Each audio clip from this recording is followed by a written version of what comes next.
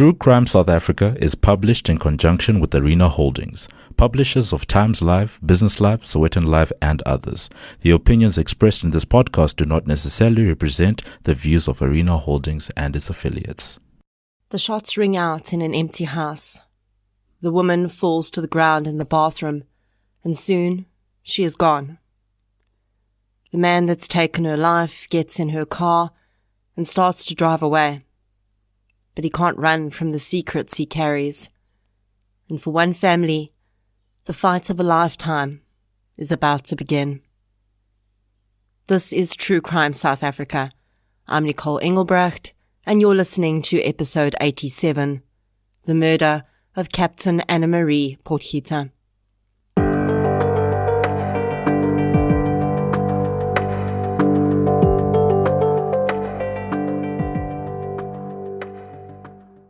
The 1st of August sees the start of Women's Month, so it's the perfect time to binge watch both seasons of the CBS original true crime series, The Real Prime Suspect, on DSTV 170.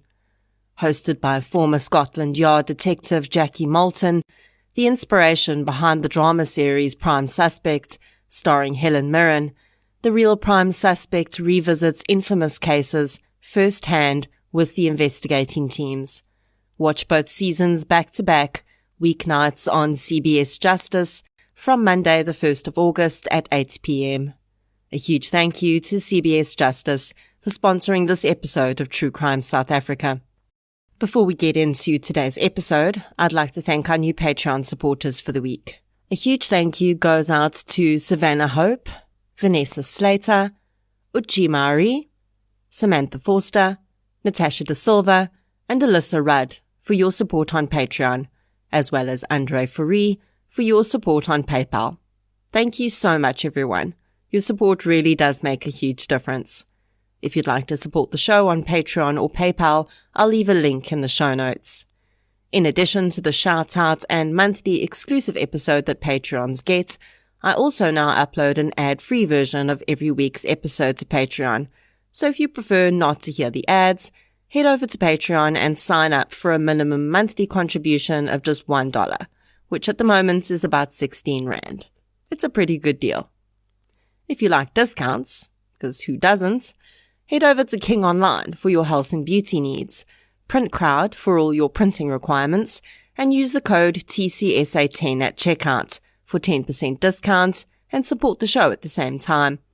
And you can also get 10% off when you order from Wallpaper Online by using the code TRUECRIME at checkout.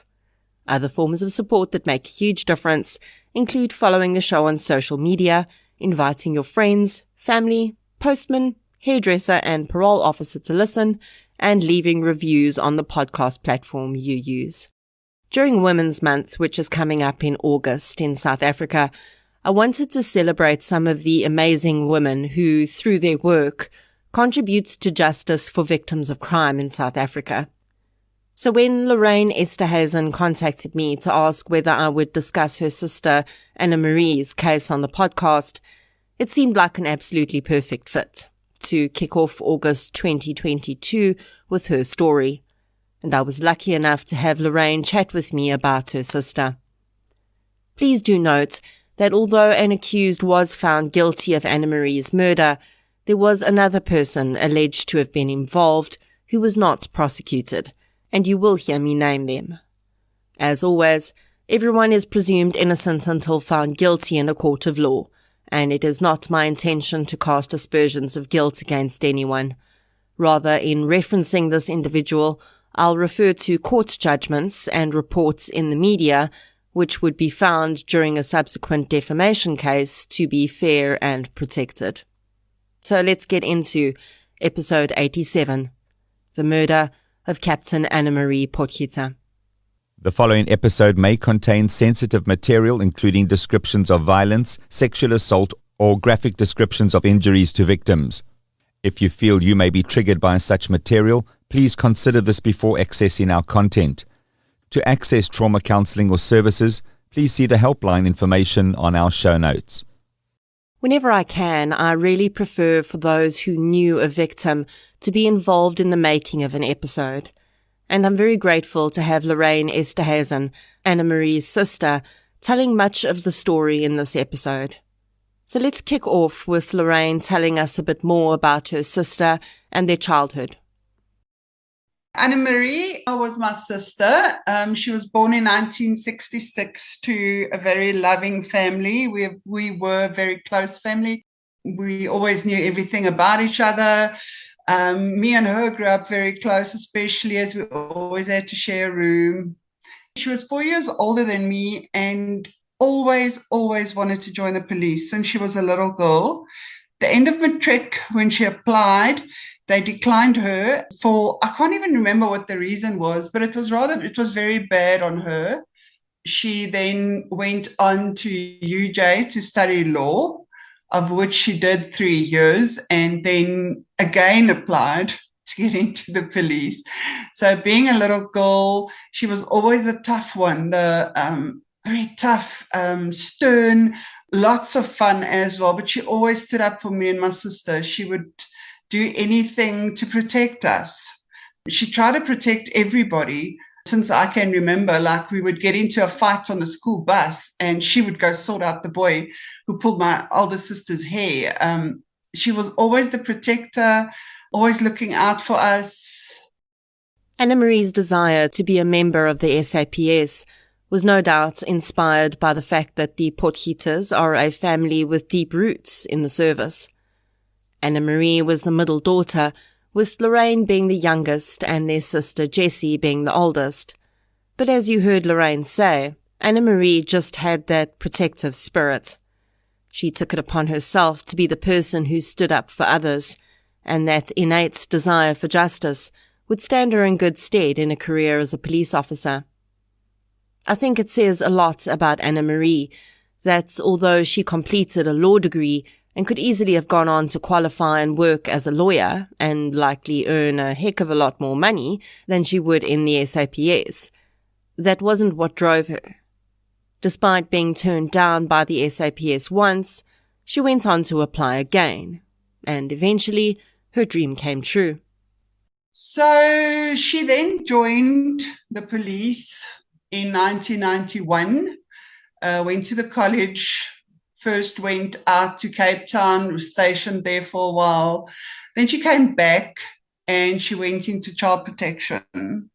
As she was, as a young girl, she was very strict on her job. She was very committed. She was very hardworking. Anna-Marie was always still looking out for us, for my parents, who were then elderly. My mom had a stroke and she was in a wheelchair, and Anna-Marie always made sure that she saw them, that she got their medicines to them. Anna-Marie would eventually end up at the Child Protection and Sexual Offences Investigation Unit in Benoni. She was a formidable detective and involved in some of the most high-profile child abuse cases in that region. One such case was that of the serial paedophile and rapist Peter Pata. She also rescued a 5-year-old boy known only as Baby H from deplorable abuse. These were just a few of the cases Anna-Marie was involved in during her 10 years with the Child Protection Unit. In 2005, Anna-Marie received news that she was going to be promoted to the rank of superintendent. She was over the moon, and it was all she could talk about. Anna-Marie's life was coming together beautifully. She was successful in a career she loved. She was renovating her home in Pretoria, planning on buying a new vehicle, and she was in a relationship with her boyfriend, Peter Brunt. With her promotion coming, though, Anna-Marie shared that she might want to move into a different focus of investigation.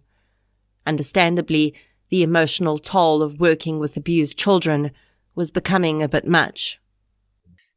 The end of 2005, she was with us for Christmas.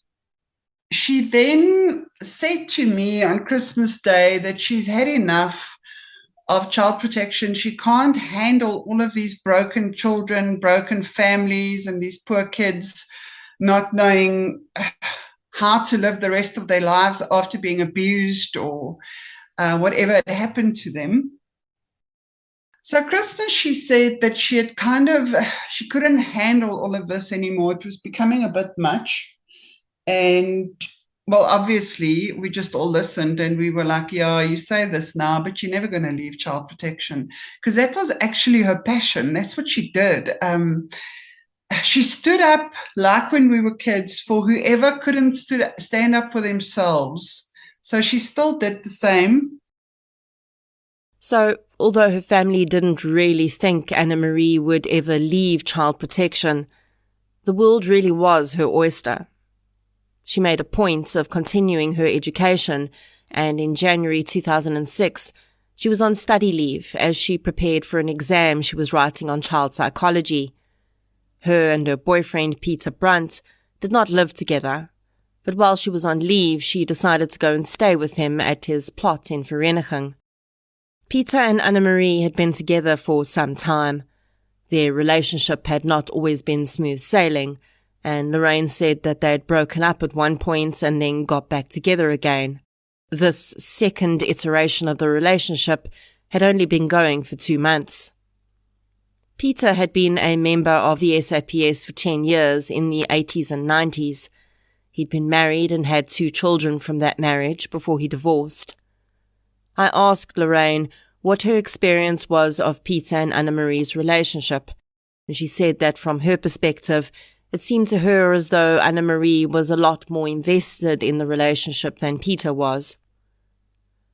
In the week commencing the 16th of January 2006, Anna-Marie was staying at Peter Brunt's home.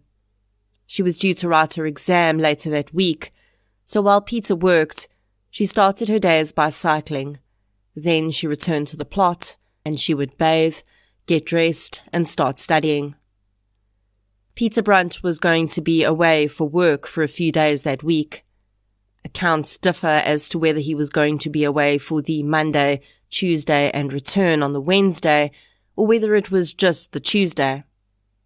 Brunt told police he'd left in the early hours of Tuesday the 17th, and last saw Anna-Marie at the gates at 6:30 a.m. when they said goodbye. Although the couple were in the habit of speaking on the phone at least once a day, Peter and Anna-Marie did not speak on the phone on the night of Tuesday the 17th of January. Peter would later say he hadn't had airtime to call her. He did not appear to find it strange that Anna-Marie also did not call him that night, even though she was alone, save for the workers that lived on the land, on an isolated, rural property. On the morning of Wednesday the 18th of January 2006, Peter returned to the area he lived and worked in. He told police that he tried to phone Anna-Marie from both his work and the workplace of his brother, but she wasn't answering. From the information available to me, there are 2 accounts of what happened next. One is that he'd returned to the house to find that Anna-Marie's car was gone and she was not in the house. The other is that he started phoning her co-workers at the CPU, and when he realized they also didn't know where she was, he'd asked some of them to come with him to the house. Either way, when Brunt walked into his house, he found his bathroom covered in blood. Lorraine says that he would later tell police that he'd thought 2 of his employees had had a fight in the bathroom. At some point in that day, Brunt claims to have made a call to an investigator at the local SAPS office and opened a missing persons docket for Anna-Marie. This claim was one of many that would be left unchecked on the paperwork I saw, meaning that the claim had never been verified. At no point during this time was anyone from Anna-Marie's family advised that she was missing. Then, late on the evening of the 18th of January 2006, a gruesome discovery was made at a rubbish dump close to Brunt's home. At 11:15 p.m., Dr. P.J. Scudder, a district surgeon and pathologist, was contacted by Inspector Steyn of Vereeniging Police. The doctor was asked to attend a scene at which the discovery of a deceased female had been made. In his report, Dr. Scudder describes arriving at the informal rubbish dump area to find a woman who by that time had been identified as Captain Anna-Marie Potgieter, lying on her left side. She was naked, and several injuries were evident on her body. Rigor mortis had already set in, and it was clear that the woman had been there for several hours. It would later be determined that Anna-Marie had sustained 3 gunshot wounds. There were other wounds, though, that spoke to a struggle, and her arm was broken. Peter Brunt was on the scene, and according to Lorraine, he assured members of SAPS that Anna-Marie's family had been alerted and were on their way. But Anna-Marie's family had not been alerted. They were none the wiser. My parents had been trying to get hold of her for 2 days as she was going to write an exam on the 17th of January, a final in criminology, and couldn't get hold of her. The morning of the 19th, my mum phoned the police station and asked she could speak to Anna-Marie, and she was told that Anna-Marie was deceased. This is how Anna-Marie's parents found out that their highly decorated police captain daughter was dead. But the shock didn't stop there. Lorraine recalls getting the phone call that changed her life. On the 19th of January, I was at work when I got a call from my dad, and he said, just leave everything and come here.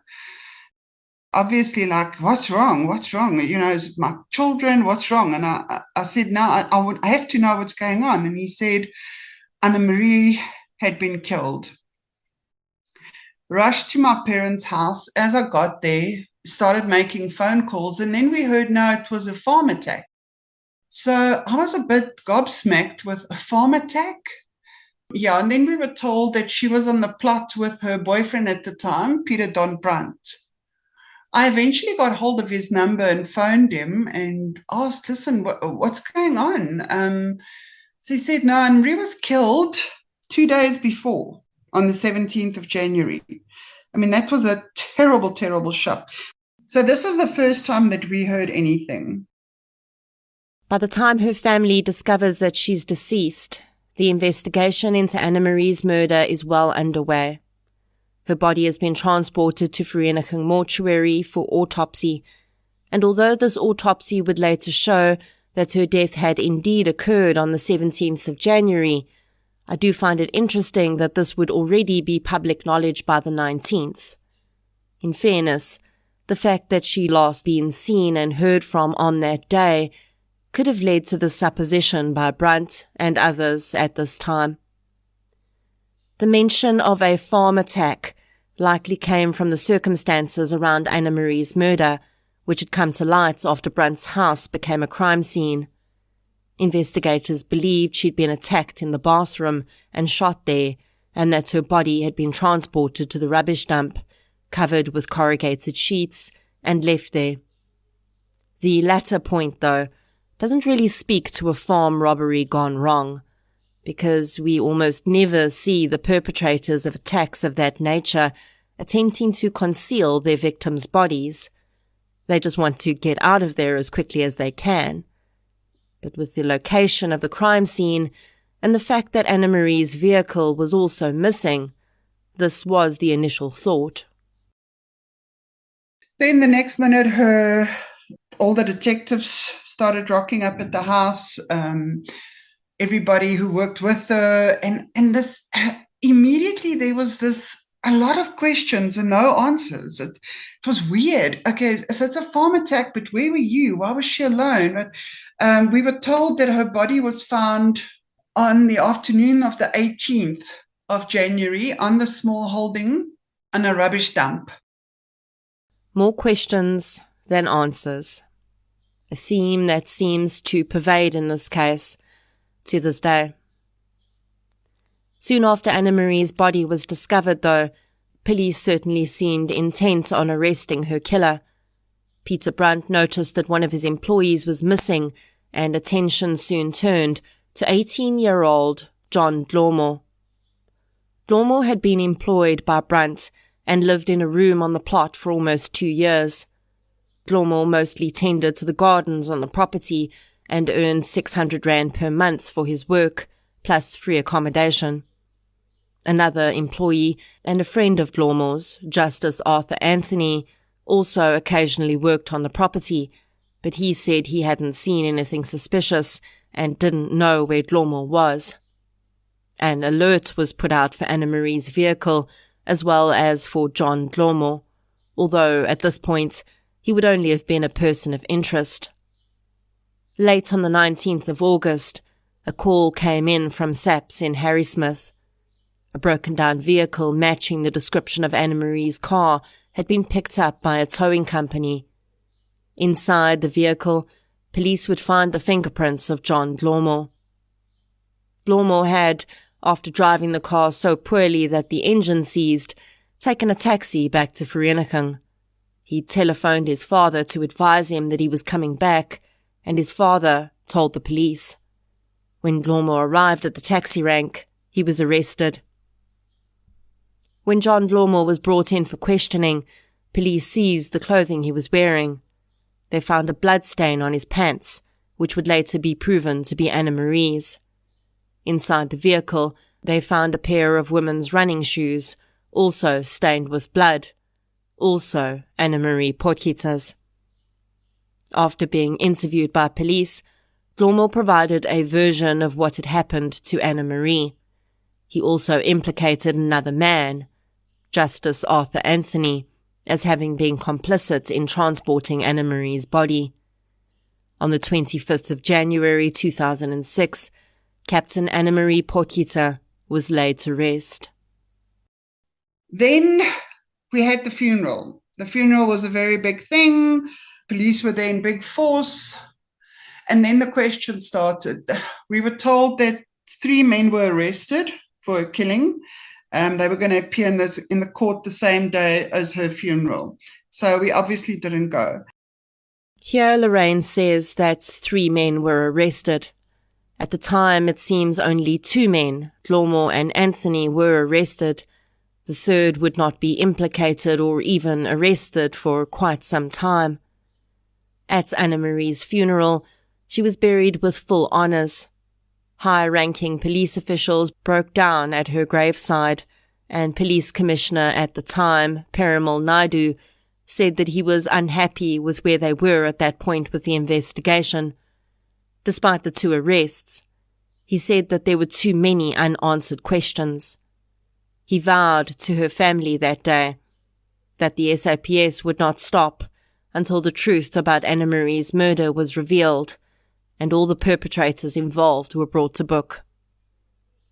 Journalist Alex Elusive, who covered Anna-Marie's funeral, described how one of the woman's friends and co-workers, Superintendent Celeste van Klaarhorst, had marched up to the grave and bravely saluted her friend. But once back in the crowd, she too broke down. Another colleague, Sandra Lloyd, had placed a squash racket on the flower-covered coffin. Squash, cycling and gardening were Potgieter's passions. With their colleague laid to rest, it was time to seek justice for the woman who had only ever sought justice for others in her lifetime. Glormore and Anthony were denied bail, but it would be another 2.5 years before their trial would begin.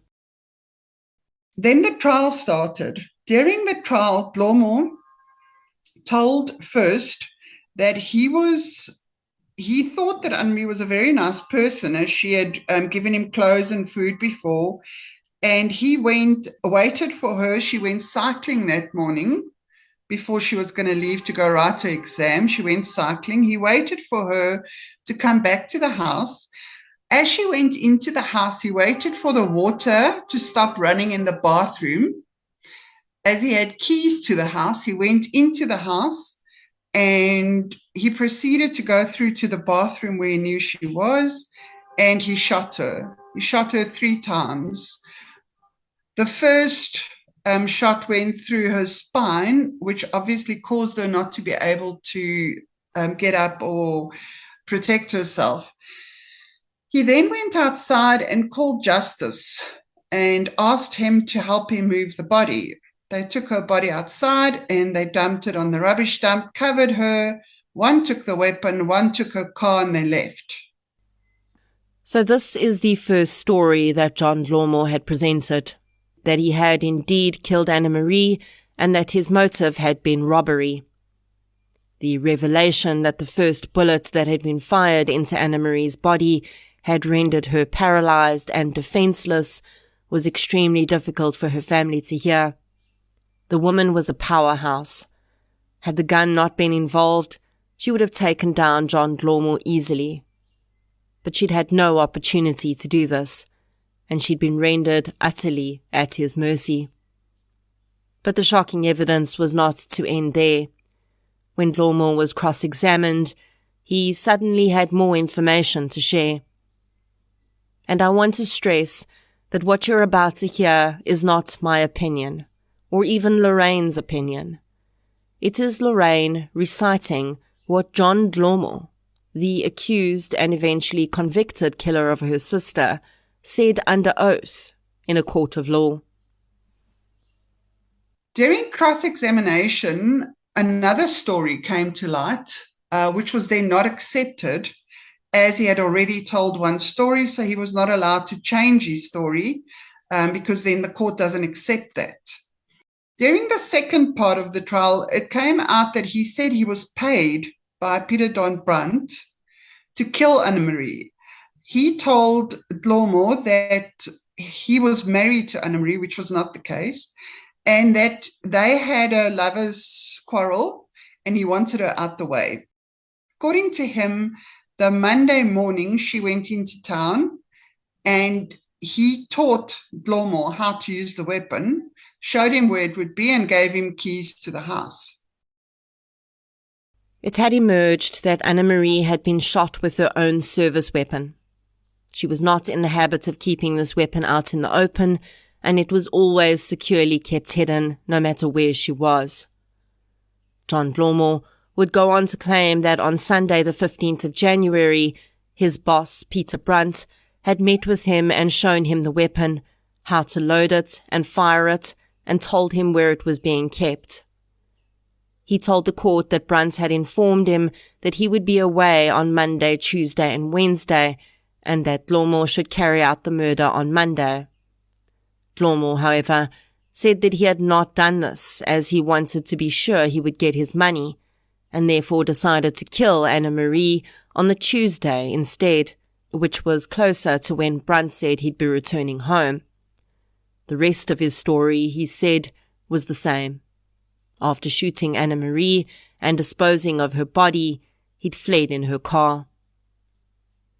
So what had changed in this second story was not really the facts of the crime, but rather the motive. Dlormo initially claimed he'd committed the crime as a robbery, whereas he was now painting it as a contract killing.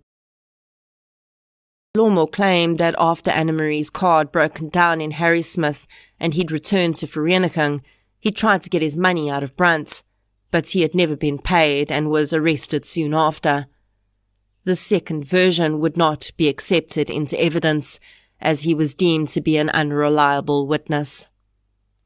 The trial proceeded with Dlormo's original confession as evidence, and in September 2008, Dlormo would be found guilty and handed down a life sentence.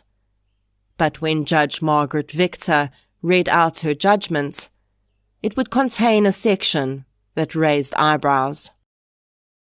At the end of the hearing, Judge Margaret Victor stated that it was a contract killing orchestrated by Peter Don Brandt. She requested the police and the Department of Justice to investigate further. Excerpts from Judge Victor's judgment read as follows. Quote, Dlormo shot Potgieter dead for 5,000 rand in a cold, calculated contract killing orchestrated by Brandt. End quote.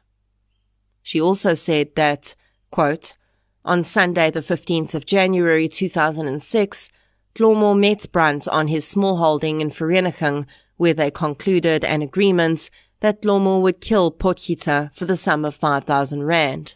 End quote. She went on to say that, quote, pursuant to the agreement, Brandt gave accused 1, Dlormo, a firearm with 10 to 15 rounds of ammunition, and showed him how to use the firearm." End quote. Dlomo's co-accused, Justice Anthony, was acquitted of all charges against him, as it was found that there was insufficient evidence to prove that he knew there was a body in the wheelbarrow he'd helped to push to the rubbish dump. He was released. Judge Victor recommended that Dlomo should never be released on parole. Anna-Marie's family was stunned. To them, it seemed that if a High Court judge was including this evidence in her judgment, then surely further investigation was warranted. And further investigation did happen. Paperwork to which I've had access shows a series of questions seemingly included by a member of the prosecution, which details several points that need to be clarified in order to proceed with the prosecution against anyone else in this matter. At the time of those documents being scanned in, only 3 of those inquiries had been ticked off as attended to. One of those questions was that investigators should view bank statements to determine whether money had passed hands from another as yet unidentified party to someone close to Anna-Marie, which may have been the actual motive for her murder. And this seemingly even more complex scenario, Lorraine says, is not entirely unbelievable. The cases that Anna-Marie was investigating were not just the ones that were made public knowledge. She was investigating child trafficking rings, pedophile and child abuse material rings, not low-level stuff. Is it possible that someone who wanted her out of the picture would use someone close to her to arrange a hit? On the Friday after her death, Anna-Marie was due to testify in a case against a local school principal who'd been accused of the sexual abuse of several school pupils. Anna-Marie was a pivotal witness in that case because she'd found additional victims which would undoubtedly have put the man behind bars for a long time. Was that worth killing her over? Lorraine says that although they'd entered the courtroom on that day thinking that they were going to close the chapter on the case, really, the fight for justice only started then. For years after Dlomo was sentenced, Lorraine pushed the investigator for news on her sister's case. Eventually, she was able to get that detective swapped out for one Detective Captain Masilela, who went in all guns blazing.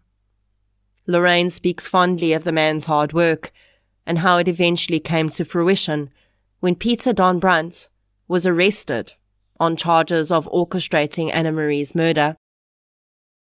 Annotations in the paperwork I saw show, however, that after the man's arrest, the NPA considered the evidence before them and decided that it was insufficient to proceed to trial.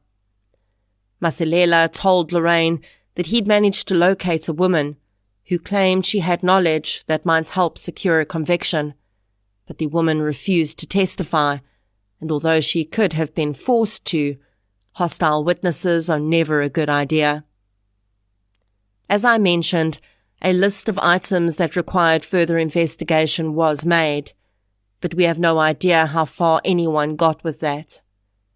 Peter Don Brandt was released, and Anna-Marie's family was advised that the NPA would not be pursuing prosecution at that time. And in the years since, they never have. We know that there definitely was a pretty deep look into the case after Dlomo's conviction, because about 8 years after he was sent to Mangaung Correctional Centre to serve his sentence, he contacted Lorraine and asked her to go and see him. During that meeting, Lorraine says that the man begged her to ask police to stop asking questions. Dlomo claimed he was receiving death threats and that his family were at risk too. Reporter Jill Gifford covered Dlomo's trial from start to finish.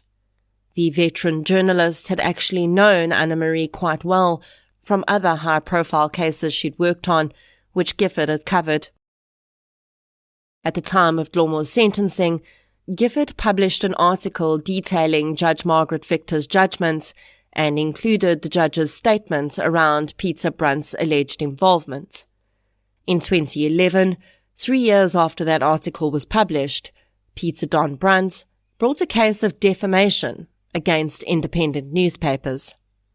In the suit, he claimed that he'd suffered irreparable damage to his reputation and that his fiancée at the time had even considered leaving him after coming across the article in which he felt he was painted as a murderer.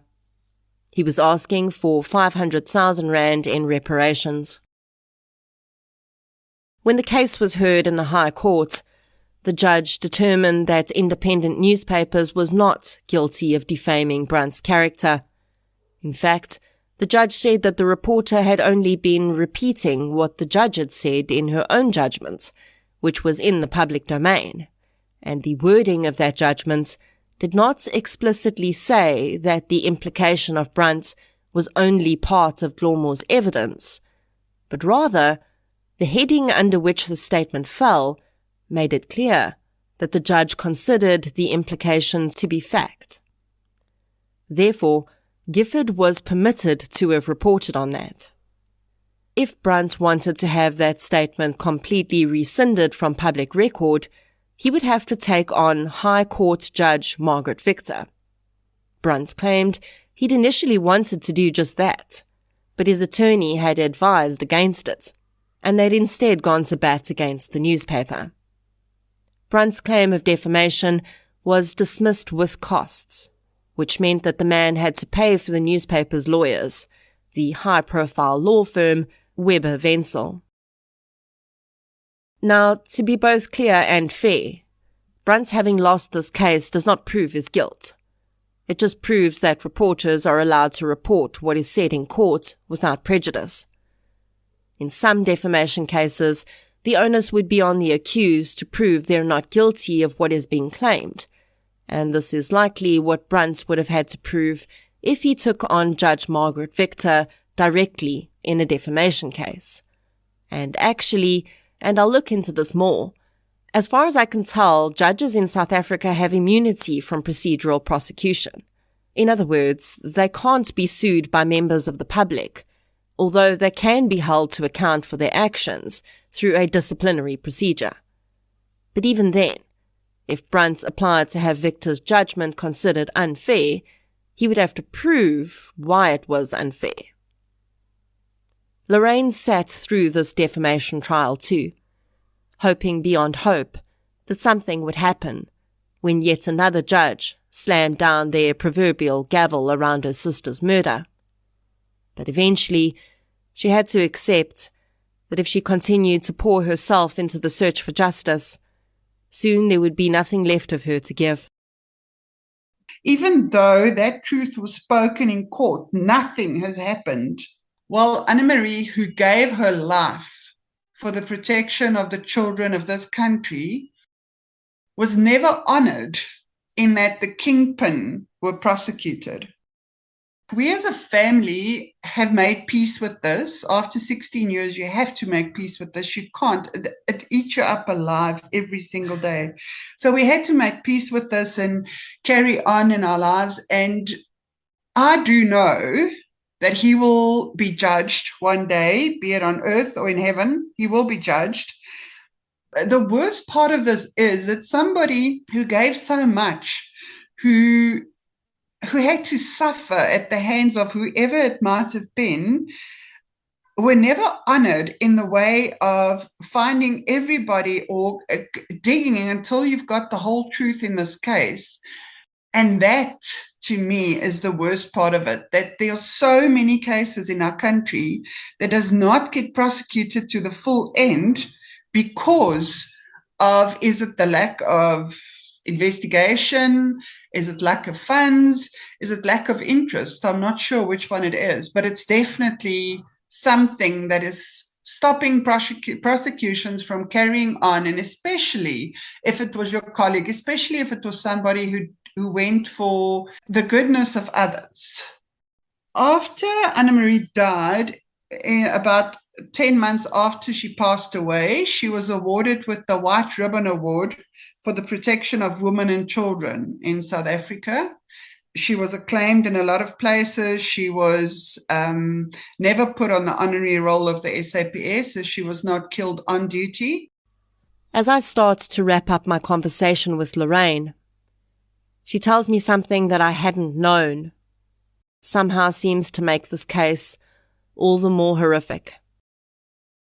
Like I say, we will never ever know the whole truth as to why she was shot 3 times, being naked in the bath, being at your most vulnerable, I think, as a woman, dragged out onto a rubbish dump in January, covered with corrugated iron sheets, and left there to die all by herself.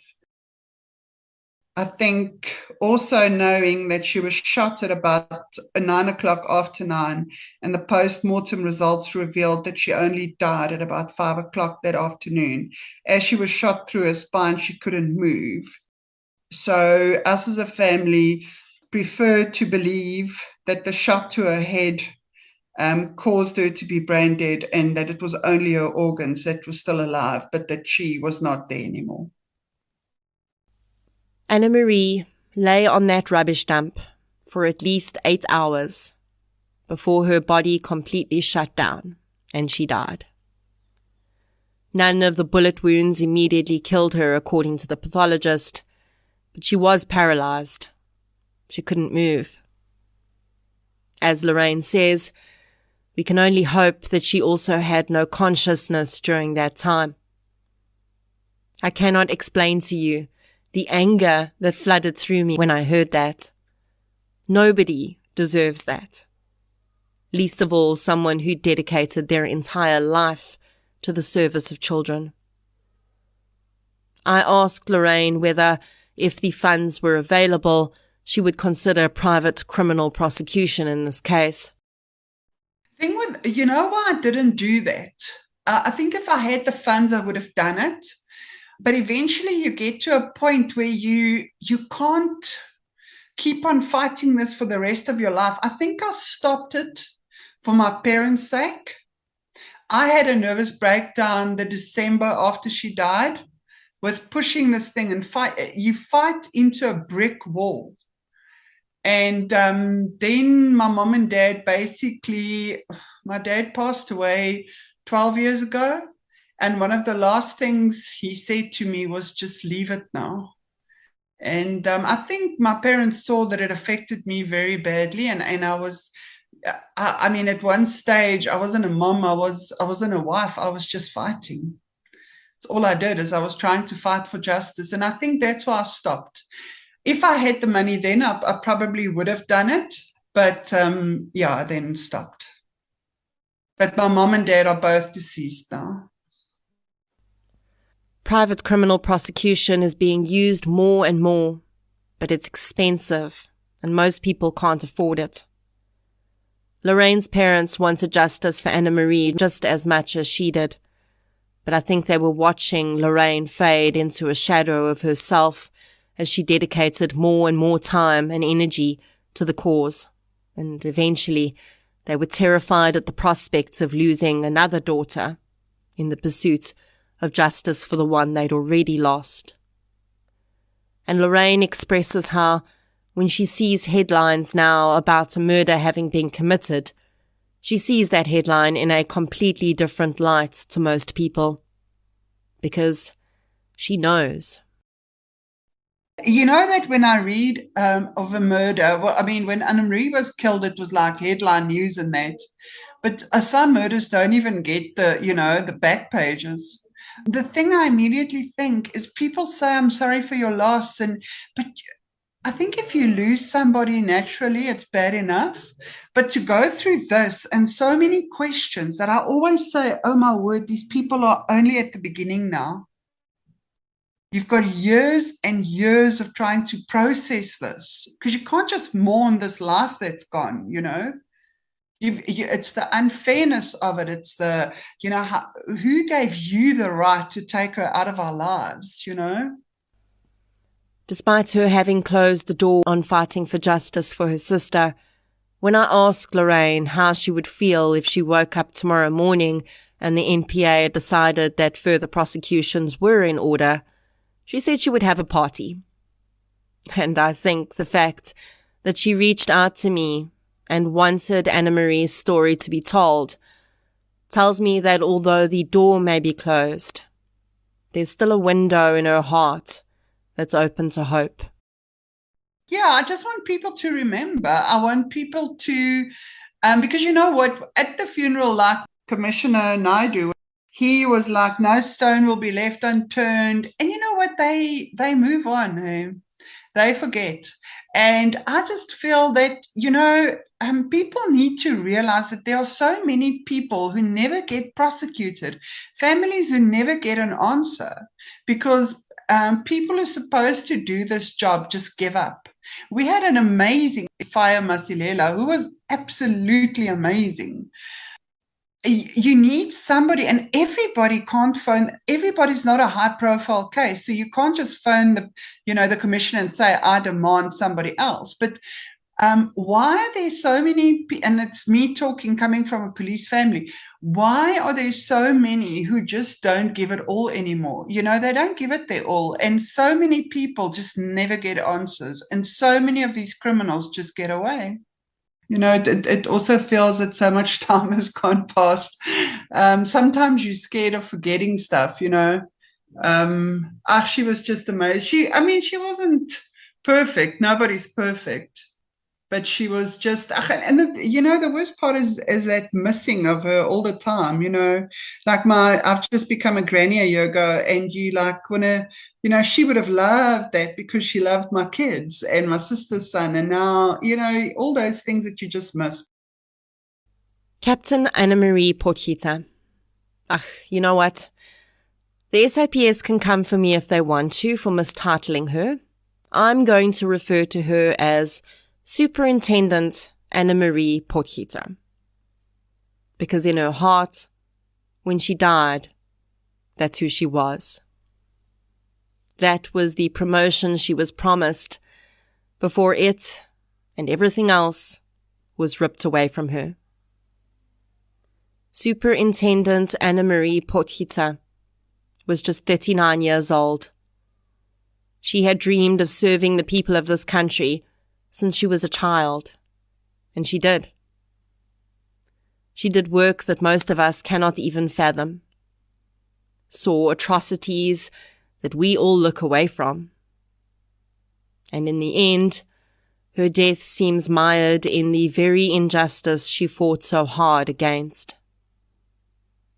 Maybe John Dlomo really did act alone, although it seems highly unlikely that an 18-year-old who had until then quite happily been living and working as a gardener would suddenly one day decide to kill someone on a whim, and then go to the trouble of hiding her body, but still leave a bloodied bathroom behind. I guess it's possible. Lots of things are possible. It's also very possible that there really was someone else, maybe even several other people behind her murder. That, at least in my mind, seems far more likely. Whoever wanted her dead, whether Dlomo or someone else, got what they wanted. Anna-Marie was killed that January morning, but her voice wasn't. Her voice, her cry for justice, lives on in every child she saved, in every life she made better, in her sisters and in her colleagues who will never forget her. I can only hope that her voice is also still loud enough to the person or people responsible for her death, an unending whisper in the dark as they try to lay their heads down to sleep or find any rest or peace in their lives. Was it worth it? Are you happy now? Superintendent Anna-Marie Potgieter. Rest gently.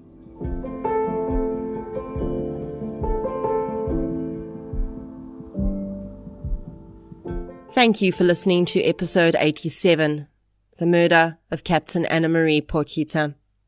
If you'd like to hear more victim-focused true crime content, please subscribe to True Crime South Africa on the platform you're using to listen right now. If you're looking for something still related to real-life stories, but often with a more positive slant, you can check out my new podcast series, I Lived Through This. You can follow both podcasts on social media. We're on Facebook, Twitter, and Instagram. I'll be back next week with another episode. Until then, thank you for your support, and I'll chat to you soon.